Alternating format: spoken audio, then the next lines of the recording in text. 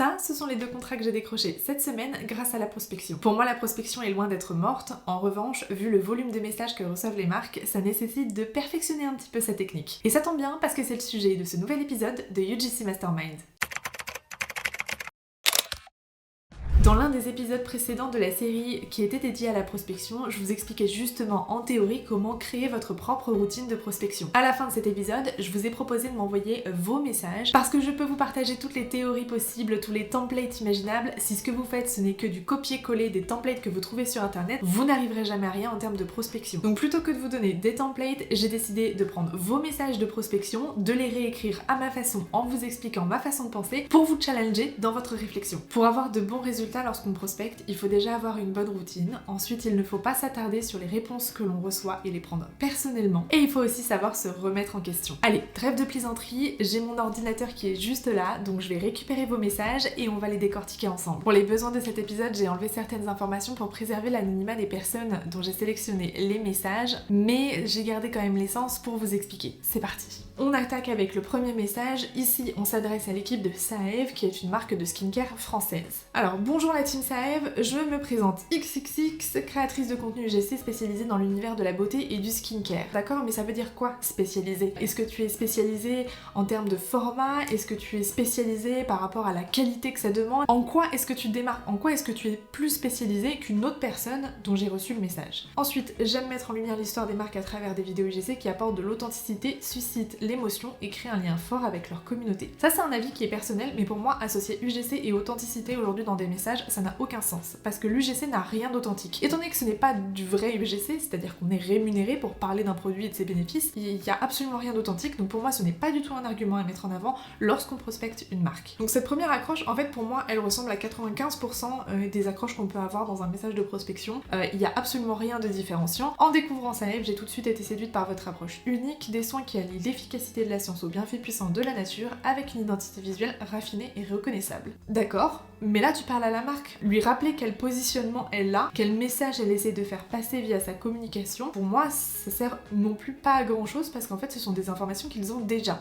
Alors ensuite, j'ai déjà eu l'occasion de tester certains de vos produits, notamment le sérum botanique purifiant anti-imperfection que j'ai adoré. Je trouve que c'est une très bonne chose en termes d'approche de parler d'un produit que vous avez déjà utilisé parce que du coup ça vous positionne directement comme étant le persona de la marque, la cible de la marque puisque vous avez déjà utilisé leur produit. Le truc c'est que pour moi quelqu'un qui me dit j'ai utilisé le produit et puis basta, je me dis bon en fait c'est juste qu'elle me pipote. Elle est allée sur le site, elle a pris un produit qui l'intéresse et elle me dit qu'elle l'a utilisé. Donne-moi les bénéfices, donne-moi dans quel contexte tu as choisi ce sérum, qu'est-ce qui t'a apporté? Fais-moi ressentir le fait que tu es bien dans la cible, que tu es capable de parler du produit. Donc on continue. Aujourd'hui, plus que jamais, les consommatrices recherchent des preuves concrètes, des textures mises en avant et des routines inspirantes pour être convaincues. C'est pareil, ça ne m'apporte pas grand-chose. C'est une phrase bateau par rapport au marché pour me dire l'UGC c'est important dans une stratégie marketing, mais je trouve ça un peu pauvre. Donne-moi plutôt des exemples, donne-moi des formats que tu apprécies. Quand tu me parles de texture, oui, mais alors qu'est-ce que tu peux proposer? Encore une fois, là, on me donne beaucoup d'informations qui sont des informations un peu superficielles. En tout cas, j'en ressors absolument rien. Ensuite, on a du coup la présentation des services qu'on a à offrir, pourquoi collaborer ensemble dans le cadre de l'UGC, mettre en avant vos soins à travers des vidéos immersives et sensorielles, créer du contenu qui reflète votre univers naturel, efficace et premium, adapter les formats pour Instagram, TikTok et vos campagnes ads afin d'engager et convertir votre audience. Là encore, c'est trop vague. Oui, c'est ce que me proposent 95% des personnes qui m'écrivent en UGC. Il n'y a rien qui m'accroche, qui me dit ok, il faut vraiment que je travaille avec cette personne-là. J'aimerais beaucoup échanger avec vous sur la façon dont l'UGC peut renforcer l'image de Saev et séduire encore plus votre communauté. Seriez-vous ouvert à en discuter? Seriez-vous ouvert à en discuter? Je trouve que le CTA est un peu pauvre. Globalement, je trouve que ce message est vraiment très basique. Il ne se distingue pas dans le volume de messages qu'on peut avoir quand on est une marque, quand on est une agence, quand on est un creative stratégiste. Donc ma proposition, c'est pas reprendre le fait d'avoir déjà testé un produit. Donc je dois admettre une chose, votre sérum botanique purifiant a fait des merveilles sur mes imperfections depuis que je l'utilise et je suis agréablement surprise. Vous pouvez aussi intégrer à ce moment-là des bénéfices précis, ce qui vous a apporté effectivement après 15 jours j'ai le grain de peau qui s'est affiné ou mes rougeurs ont disparu. Parce que là la marque elle se dit ok, c'est pas une UGC parmi 25 000 que je peux recevoir, non, c'est une personne qui déjà connaît mes produits. Je suis XXX, je suis créatrice de contenu UGC avec plus de 4 ans d'expérience en création de vidéos engageantes pour les réseaux sociaux. sociaux. Accessoirement, là on est sur un profil qui a l'habitude de faire de la micro-influence, donc ça fait littéralement des années qu'elle crée du contenu sur les réseaux sociaux. C'est quelque chose que vous devez mettre en avant. Cela prouve que vous maîtrisez les codes des réseaux sociaux, que vous savez comment créer des vidéos. Et ensuite, près de 70 marques m'ont déjà fait confiance, comme et inséré des exemples de marques connues dans la niche du prospect. Donc là on va être sur la niche de la skincare. C'est une preuve sociale, c'est montrer que tu as de l'expertise dans le nombre de marques que tu as déjà accompagnées, et en plus par rapport au nom, ça renforce ta crédibilité sur le sujet. Je voudrais vous proposer une collaboration pour mettre en avant vos différents sérums d'exception et leurs bénéfices dans un environnement épuré à l'occasion d'une vidéo UGC. J'ai d'ailleurs quelques idées à vous partager, inspirées par votre univers. Ce qu'on va chercher à faire ici, donc vous pouvez l'ajuster un peu comme vous voulez, mais c'est de parler de l'environnement dans lequel vous êtes capable de créer du contenu. Si vous êtes dans une maison avec une décoration très épurée qui correspond parfaitement à l'univers de la marque, si vous êtes plutôt dans une maison de campagne avec un accès en extérieur, il faut en parler. Si vous êtes capable de créer du contenu premium, pareil, ne pas hésiter à développer. Il faut que la personne, quand elle lit l'email, elle soit capable de se projeter déjà avec vous avant même d'avoir regardé votre portfolio. Voulez-vous que je vous les partage? Là, on est sur un CTA qui est beaucoup plus précis, c'est-à-dire que j'ai appâté, j'ai hameçonné mon interlocuteur, je lui ai dit que j'avais déjà des idées. Donc je l'invite à me répondre, ce qui du coup va entamer la conversation, va entamer la négociation. Je sais pas si vous voyez la différence entre le premier message et celui-ci. Ici, on essaie de sortir un petit peu des sentiers battus, on essaie vraiment de personnaliser, de montrer qu'on a quelque chose à apporter, parce qu'on connaît la marque, parce qu'on connaît son sujet, parce qu'on a des vrais services à proposer, et on essaie d'être un peu plus équivoque sur le sujet. L'enjeu en prospection, c'est quand même de réussir à se démarquer avec un message qui donne envie, et pas un message qui ressemble aux 95% des messages copiés-collés que la plupart des personnes envoient. On va passer donc au deuxième message. Donc ici, on s'adresse à l'équipe Yepoda, donc cette marque de skincare coréenne qui du coup est très très connue sur les réseaux sociaux, a fait pas mal de contenu. Donc on lui dit: votre engagement à proposer des produits éco-responsables et efficaces vous a permis de vous démarquer dans l'univers de la beauté. C'est un peu pareil que pour le message d'avant, dans le sens où on fait une affirmation, c'est une information qu'a déjà la marque puisque c'est son positionnement, c'est-à-dire que bon, tu lui confirmes qu'elle fait bien son travail. Est-ce que vraiment elle a besoin de ton approbation pour lui dire c'est bien, tu fais du bon boulot? Je suis pas sûre. Je pense qu'il est possible d'aller encore plus loin en touchant davantage les femmes de 35-45 ans, une cible à fort potentiel qui recherche des soins performants et respectueux de leur peau. Alors j'aime beaucoup l'idée de mettre en avant la cible des 35-45 ans, j'irais même jusqu'à dire du 40-45 ans, en connaissant la personne qui a écrit ce message, parce que c'est une cible qui n'est pas extrêmement répandue en UGC, mais qui pourtant est très recherchée. En tant que créatrice de contenu UGC spécialisée dans des vidéos authentiques et engageantes, voici quelques idées pour capter l'attention de cette audience. En fait c'est bête, mais qui me parle? Tu parles de femmes de 35-45 ans, mais je sais pas qui tu es, je suis incapable de me projeter avec toi parce que je ne sais pas qui tu es. Donc là il manque vraiment la présentation de la créatrice.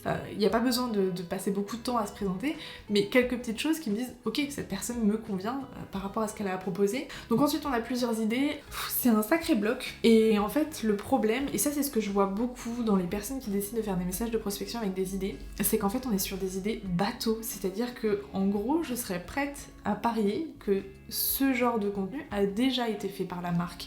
Du coup là encore une fois, on s'adresse, donc on prospecte une marque et on lui propose absolument rien de nouveau puisque ce ne sont que des idées qu'elle a déjà explorées, qu'elle a peut-être déjà réalisées.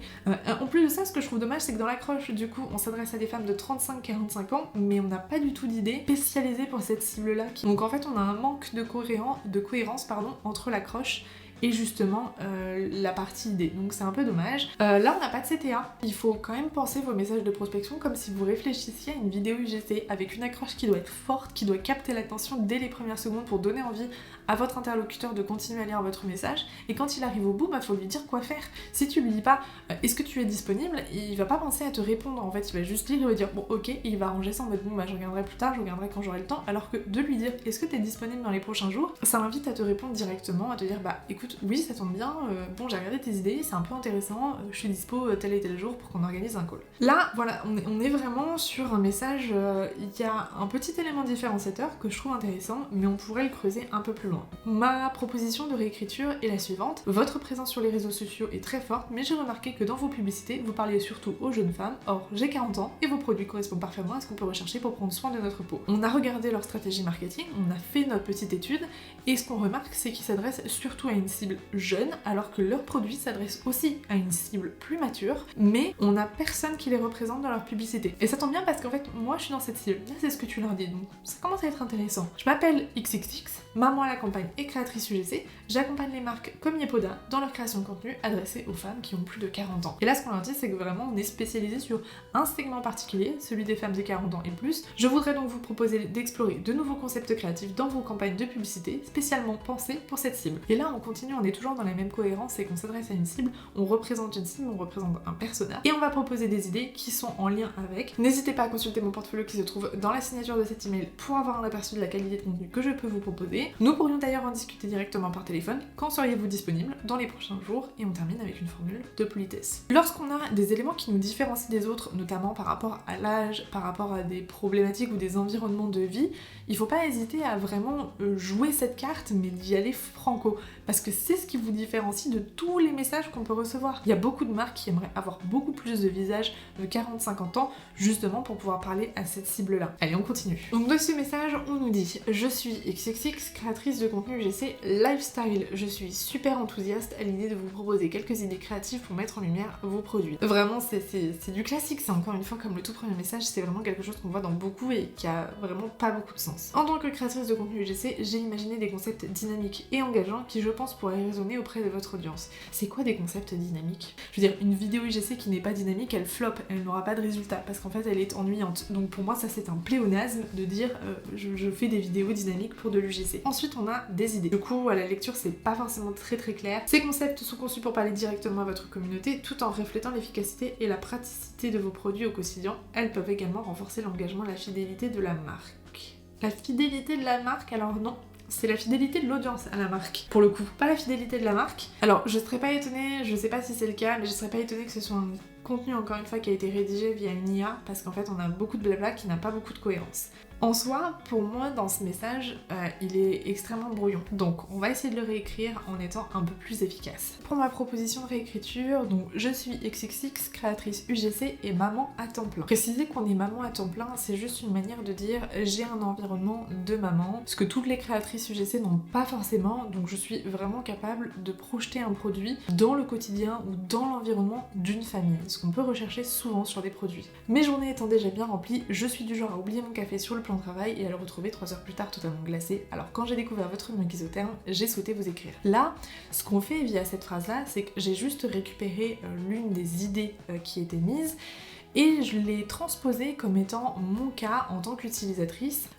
c'est-à-dire qu'on se positionne vraiment comme étant une cible de ce mug isotherme, on est capable d'imaginer ses bénéfices et la manière dont on va l'illustrer dans le quotidien. On arrive à se projeter, on arrive à se dire ah c'est vrai que ce serait une bonne façon d'illustrer notre mug isotherme en vidéo. Ce que j'aime par-dessus tout, c'est proposer à mes clients de mettre leurs produits en scène dans le quotidien de leur cible, notamment grâce à des contenus lifestyle de type vlog. Là aussi, ce que j'ai fait, c'est que par rapport aux idées, de ce que je comprends, c'est qu'on essaye voilà, d'avoir ce contenu très vlog.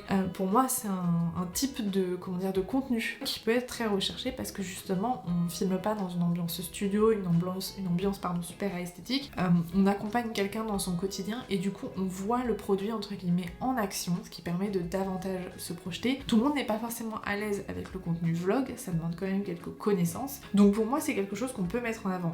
J'insérerai d'ailleurs à ce moment-là une preuve sociale. Par exemple, récemment, j'ai travaillé avec telle marque et j'ai pitché une idée de vlog comme ça, donc voilà, on peut s'en inspirer. Si en plus on a des données, parce que c'est vrai que ça je l'ai pas dit et on l'a pas mis dans les autres exemples, mais si vous avez des campagnes qui ont bien fonctionné, n'importe quelles données, quelles statistiques que vous avez pu obtenir, ne pas hésiter à les mettre dans vos emails de prospection. Après la preuve sociale, on peut totalement intégrer des idées de contenu. En revanche, je vous conseille de le faire de manière beaucoup plus développée, parce que dire voilà, on prend la lunchbox qui facilite la vie au quotidien et manger un repas, enfin c'est pas une idée de contenu, c'est juste une phrase qui souligne à peu près un bénéfice, mais on peut pas se projeter dans cette idée-là. Moi, la manière dont je la rédigerais, c'est pour mettre en avant la lunchbox et son côté pratique et écolo. On pourrait filmer une vidéo avec des plans de mise en scène dans une bibliothèque, au bureau, en extérieur, enfin intégrer plusieurs lieux pour illustrer que c'est facile d'embarquer son repas partout grâce à les artistes Paris.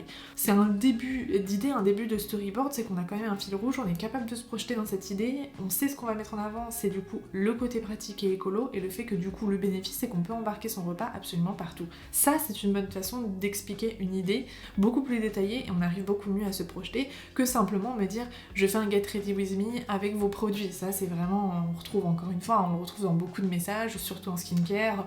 Get ready with me ou get unready with me, c'est vraiment un concept qui est pitché, je sais pas moi, 4 fois sur 5. Ce nouvel épisode est en train de toucher à sa fin. Si je devais résumer, citer quelques points importants à retenir, je dirais que la première chose, c'est de vous démarquer. Pour vous démarquer, eh bien il faut choisir des niches, choisir des formats ou bien réfléchir à tous ces éléments dans votre histoire personnelle qui font que vous êtes différente de la voisine créatrice UGC. Il ne faut pas hésiter à construire votre message de prospection autour de cet élément différenciateur, puisque c'est ce qui fait que votre interlocuteur, quand il lira votre message, se dira « Ok, cette personne-là, elle est exceptionnelle, j'ai envie de creuser ». Ensuite, je vous dirais d'abandonner toutes ces formulations extrêmement bateaux de « Je suis passionnée de création de contenu, je suis passionnée de skincare, je suis spécialisée dans la beauté ». Non, dites-moi quels sont les formats dans lesquels vous êtes spécialisés, qu'est-ce que vous avez offrir de différent que toutes vos collègues qui font aussi du contenu UGC, skincare, beauté, ce que vous voulez. J'ai besoin de savoir précisément pourquoi je dois continuer dans votre message, pourquoi je dois aller voir votre portfolio et pourquoi je devrais travailler avec vous. Et enfin, je vous dirais d'appliquer tout ce que vous savez pour la création de contenu UGC à la rédaction de vos messages de prospection. Comme pour une vidéo UGC, il faut une bonne accroche, un corps qui va à l'essentiel, est efficace et vous permet de clairement identifier les bénéfices du produit dont vous parlez, donc en l'occurrence le produit c'est vous, et d'intégrer un CTA, un vrai CTA, pas un CTA de je vous remercie, j'ai hâte de vous lire. Non, vous n'avez pas hâte de lire, vous demandez à la personne quand est-ce qu'elle est disponible pour discuter avec vous de ses prochains projets parce que vous avez vraiment envie de travailler avec cette personne. Ensuite, n'hésitez pas à tester comme en UGC, comme on fait de l'A/B testing, tester une version de votre email sur 5 marques, puis une autre version de votre email sur 5 autres marques, voyez un petit peu les taux de réponse et les taux d'ouverture pour avoir une idée de ce qui marche le mieux pour vous. Il ne faut pas hésiter, encore une fois, c'est ce que je disais en début de vidéo, mais la remise en question c'est quand même important même en prospection. J'espère que ce nouvel épisode vous a plu. Si vous avez aimé cet exercice de réécriture de vos mails de prospection, n'hésitez pas à me le dire en commentaire, je pense que je l'organiserai à nouveau parce que j'ai bien aimé faire cet exercice. J'ai trouvé que c'était plus sympa que de vous parler